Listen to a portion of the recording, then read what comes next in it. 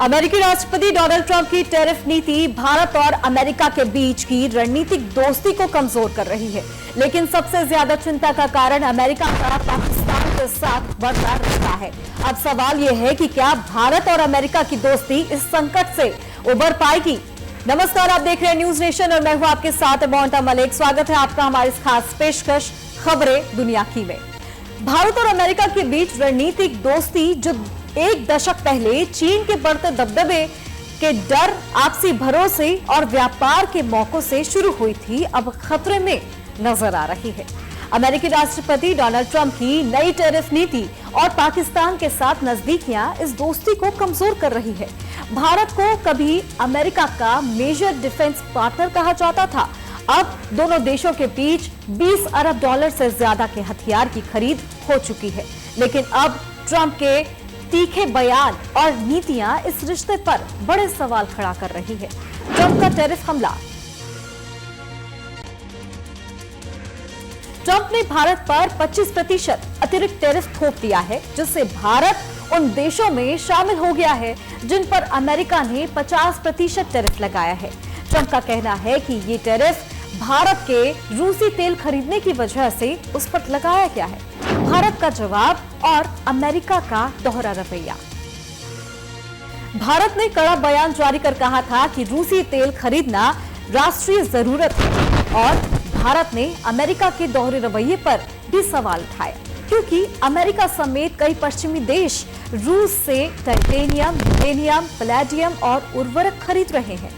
पाकिस्तान के साथ अमेरिका की नजदीकियां। भारत को सबसे ज्यादा चिंता ट्रंप के पाकिस्तान की तरफ झुकाव से है। 19 जून को ट्रंप ने व्हाइट हाउस में पाकिस्तान के सैन्य प्रमुख और वास्तविक शासक फील्ड मार्शल आसिम मुनीर की मेहमान नवाजी की। ये मुलाकात जम्मू कश्मीर के पहलगाम में पाकिस्तानी आतंकियों द्वारा भारतीय पर्यटकों की हत्या के 2 महीने बाद हुई थी और इस हमले के जवाब में भारत ने पाकिस्तान पर जवाबी हमले भी किए थे। ट्रंप ने बार बार भारत और पाकिस्तान को एक साथ जोड़कर कहा कि वो शांति बनाने की कोशिश कर रहे हैं, जिसे भारत ने सिरे से खारिज कर दिया। 12 मई को ट्रंप ने दावा किया कि उन्होंने व्यापार का इस्तेमाल कर भारत को युद्ध रोकने के लिए मजबूर किया है। भारत अब सोच रहा है कि क्या अमेरिका से खरीदे गए हथियार जैसे ट्रांसपोर्ट प्लेन्स, हेलीकॉप्टर्स, जेट्स कूटनीतिक दबाव का हथियार बन सकता है। पहले भी हुए संकट। इससे पहले भी साल 1998 में भारत के पोखरण 2 परमाणु परीक्षण के बाद अमेरिकी प्रतिबंधों ने भारतीय हेलीकॉप्टरों को खड़ा कर दिया था और स्वदेशी लाइट कॉम्बैट एयरक्राफ्ट प्रोग्राम में देरी हुई थी। हाल ही में सप्लाई चेन इश्यूज की वजह से LCA तेजस के लिए जरूरी GE 404 इंजनों की डिलीवरी में देरी हुई थी। तो वहीं दूसरी तरफ रूस ने यूक्रेन युद्ध के बावजूद ब्रह्मोस मिसाइल के रेमजेट इंजन की समय पर डिलीवरी सुनिश्चित की थी।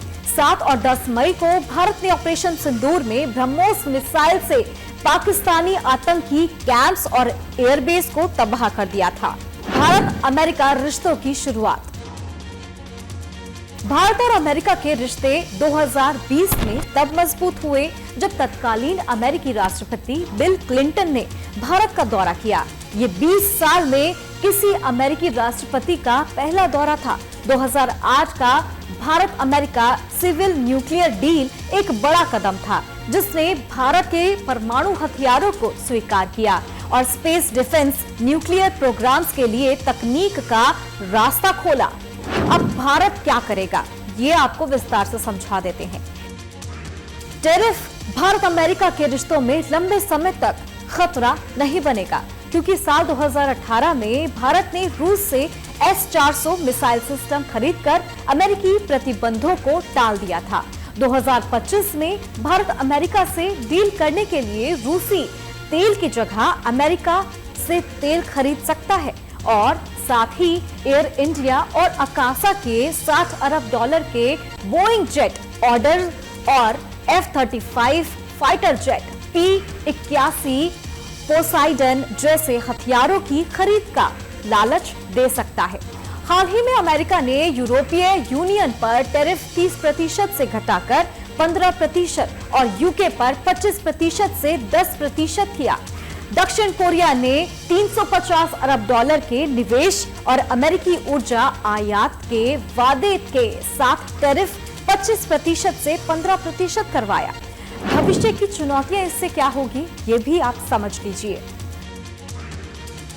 भारत अगले 4 साल तक ट्रंप के इस तूफान को झेलने की कोशिश करेगा और साल 2028 में अमेरिका में नए राष्ट्रपति की उम्मीद करेगा। लेकिन ट्रंप के तीखे बयान और नीतियों ने भारत अमेरिका रिश्तों में जो खरोंच लगाई है वो लंबे समय तक रहेगी। भारत के नेता और नौकरशाह इसे आसानी से बिल्कुल नहीं भूलेंगे। जैसा कि कहा जाता है, डर और भरोसा एक साथ नहीं रह सकता।